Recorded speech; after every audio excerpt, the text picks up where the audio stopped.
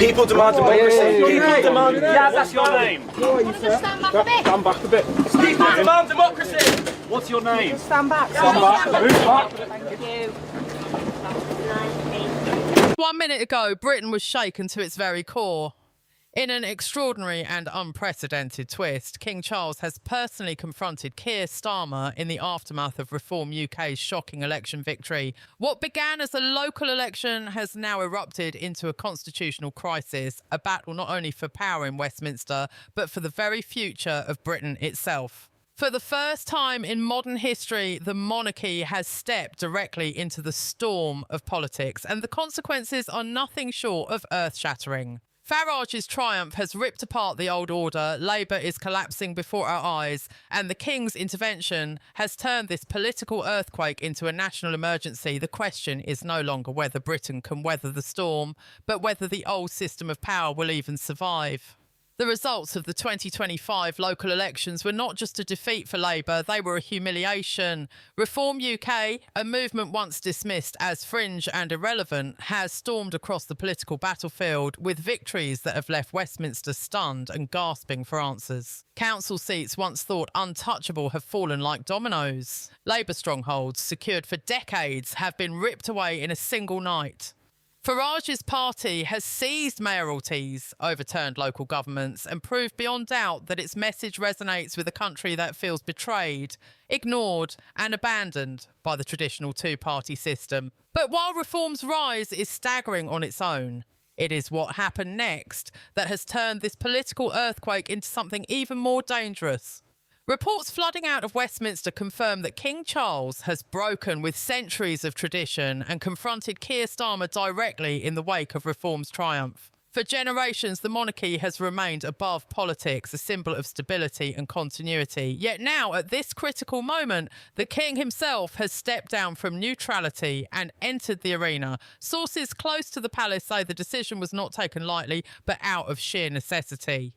The King has watched, as has the nation, the collapse of Labour's authority and the surge of populism that threatens to overturn every established order. His intervention has shocked not only Labour, but the entire political elite, who suddenly face the reality that this is no longer a crisis they can contain behind closed doors. To many, King Charles's actions represent desperation, an attempt to halt a populist wave that has surged far beyond the control of Westminster insiders. To Reform supporters, however, the royal intervention is proof of their movement's strength, proof that the entrenched elite is terrified, proof that the establishment itself has been forced out of the shadows to fight back against the people.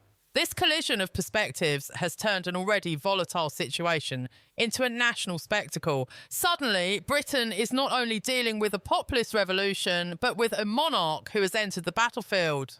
The implications are staggering. The balance of power, once firmly controlled by party politics, now hangs in the balance between a surging insurgent movement, a crumbling Labour Party, and a monarchy whose involvement redefines its role in the modern age. Inside Labour, chaos reigns. Keir Starmer, once considered the steady hand capable of guiding his party through turbulent times, is now battered on all sides.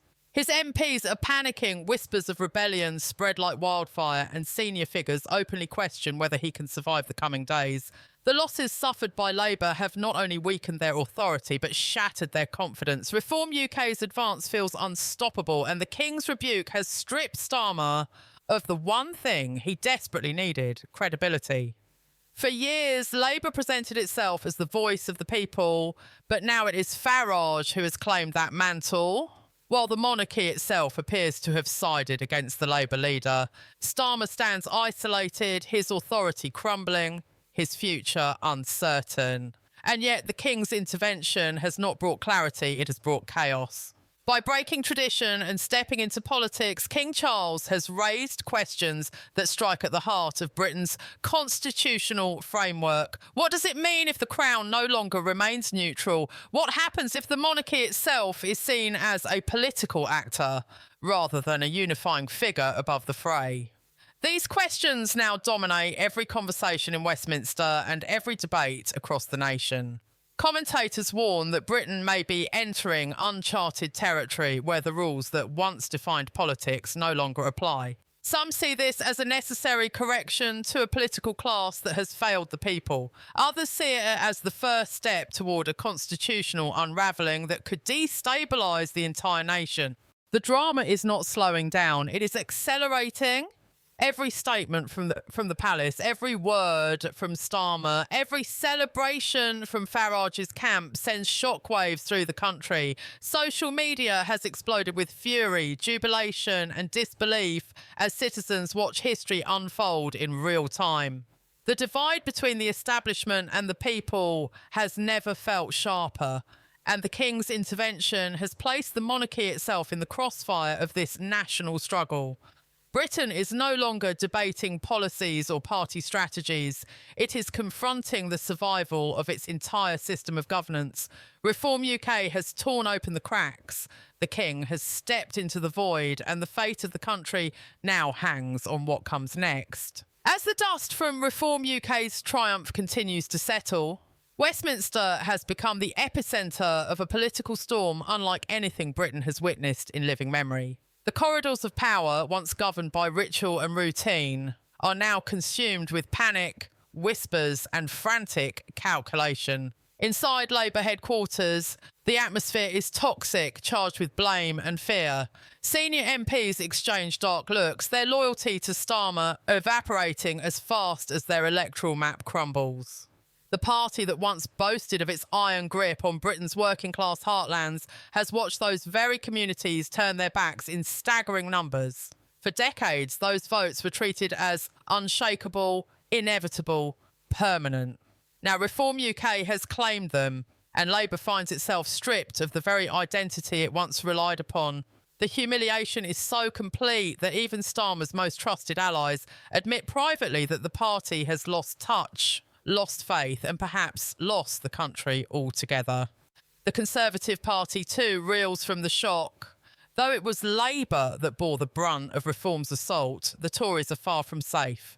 Their foundations have also cracked, with key local councils falling and voters abandoning them in droves. For years, the Conservative machine relied on discipline and tradition, presenting itself as the natural party of government. But the reform surge has revealed a vulnerability that even the most loyal Tory strategists cannot ignore. Populist anger has cut across party lines, uniting disillusioned voters from both left and right under the banner of Farage's rebellion. The message is simple, brutal and effective. The old order has failed. The people are reclaiming their voice, and no amount of spin, no carefully worded manifesto, no polished politician can undo that fact. The rise of reform has destabilised not just Labour, but the entire political landscape, leaving both main parties gasping for survival. And then comes the King. For generations, the monarchy's power has been symbolic, not practical, a force for unity, tradition, and quiet continuity. But Charles's intervention has shattered that convention, introducing a variable so explosive that even seasoned analysts struggle to comprehend its consequences. By confronting Starmer directly, the King has transformed this into more than a party crisis. It is now a constitutional crisis. Commentators on every news channel frame it the same way. If the Crown can step into politics at this moment, what is to stop it from doing so again? Is this a temporary act of desperation or the beginning of a new, unpredictable chapter in the monarchy's role? What once seemed unthinkable is now reality, and the political class trembles at the implications. Britain has always been a nation of rules and precedent, yet with one action, the King has proven that when the system falters, even the most sacred boundaries can be crossed. The reaction across the country is fierce and divided. For Reform UK's supporters, this is proof that their movement has rattled the establishment to its core. They see the King's intervention as a desperate act by an elite terrified of losing control. To them, it is confirmation that Farage is more than a politician, he is a reckoning. Their anger fuels their energy, and their celebrations have the intensity of a revolution. In pubs, on streets, and across social media, the message is clear. The people have spoken, and the old guard is afraid. But for others, especially those clinging to Britain's traditions, the King's move is seen as a necessary safeguard, an attempt to stop chaos from spiralling into collapse. They believe that without the monarchy stepping in, Britain could descend into disorder, swallowed by a populist tide that respects no institutions and no rules.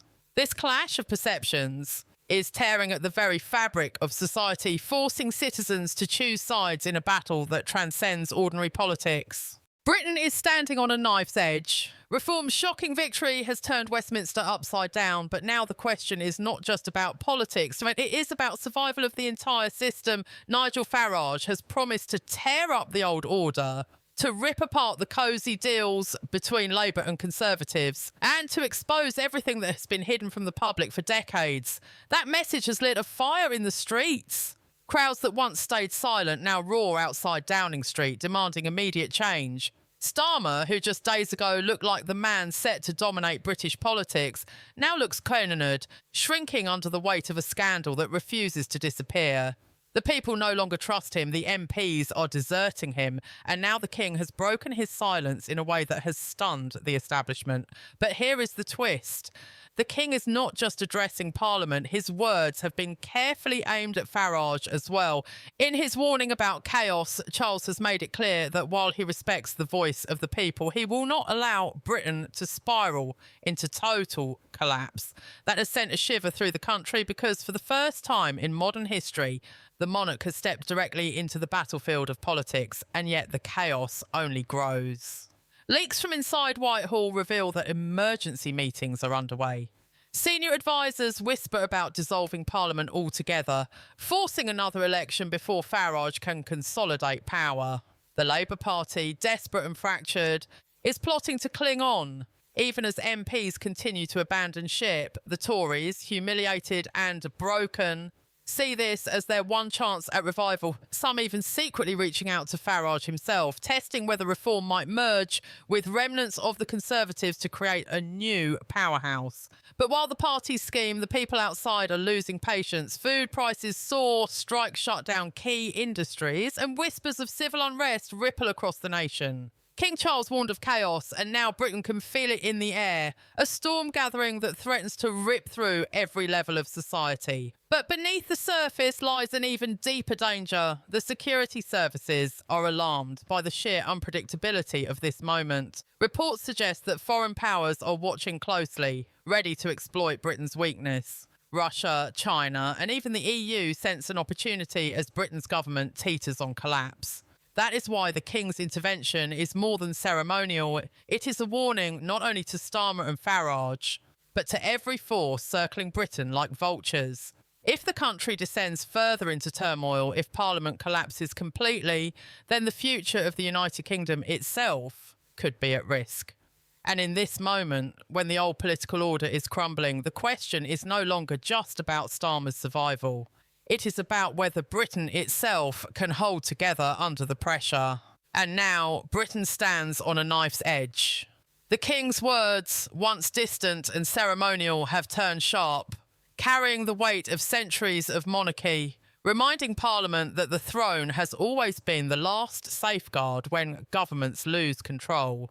Charles is not meddling in politics for vanity. He is doing so because Britain itself is burning.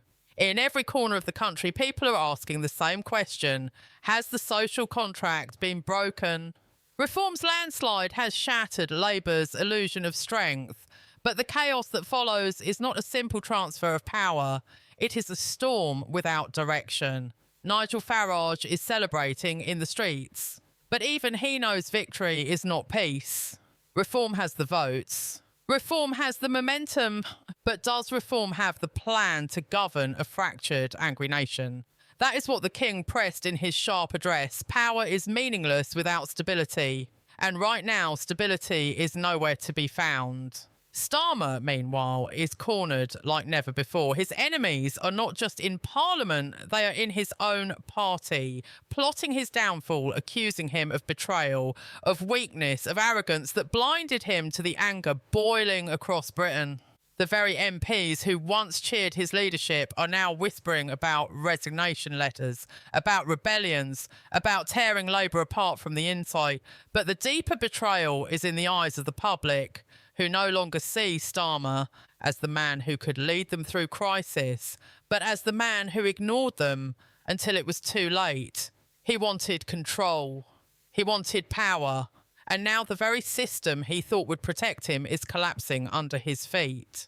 But make no mistake, this isn't just about politics anymore. It is about survival. The unions are restless, the markets are spooked, and the international stage is watching in disbelief.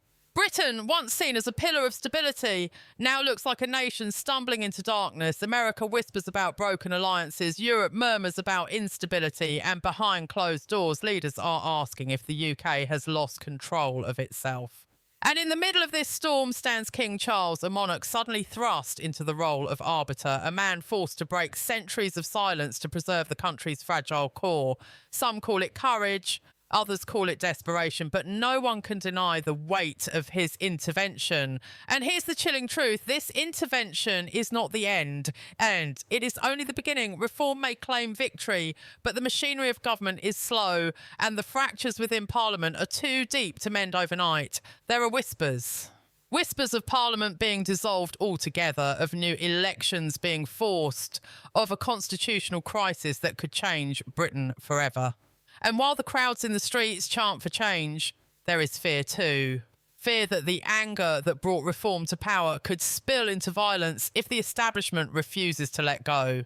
Britain has faced many storms before, but this storm feels different. This is not just the fall of a leader, this is the test of a nation. The streets outside Westminster were not just filled with voices, they were filled with history being rewritten. Crowds chanted for Farage, others screamed for Starmer to resign, and in between stood a shaken monarchy that now had no choice but to intervene. King Charles's silence had ended, his words echoing across a nation split in two. For the first time in modern memory, the king himself had stepped into the arena of power, not as a distant figurehead, but as a decisive force. He had looked Starmer in the eye and declared that the country could no longer afford weak leadership, corruption and betrayal. Those words, meant to calm the storm, only fuelled the fire. To Reform supporters, it was a coronation of their movement, the final nail in Labour's coffin. But to Starmer loyalists, it was treason of the highest order. The very idea that a monarch would publicly humiliate an elected prime minister shook the foundations of Britain's fragile democracy. Was this the rebirth of monarchy's power or the death of parliamentary rule? Behind closed doors, the cracks widened. Labour MPs were already deserting Starmer in droves, furious that his leadership had collapsed under pressure. Reform MPs, freshly elected and drunk on victory, were plotting how quickly they could dismantle decades of Labour and Conservative rule. And in the palace, whispers grew louder. Had Charles done too much? Had he crossed a line no monarch should ever cross? Or had he done exactly what Britain needed, stepping in before the country tore itself apart? The Prime Minister's authority was shattered. The King's reputation was now on the line, and Nigel Farage, the man they had once laughed at, was suddenly standing on the brink of becoming the most powerful figure in British politics. But here is the truth. The crisis is not over. The confrontation between King Charles and Starmer was not an ending, but the beginning of something much darker. Britain now stares into the abyss of constitutional chaos. Will Starmer cling to power, or will his resignation be forced within days? Will reform be allowed to seize the reins of government, or will the establishment fight back with everything it has left?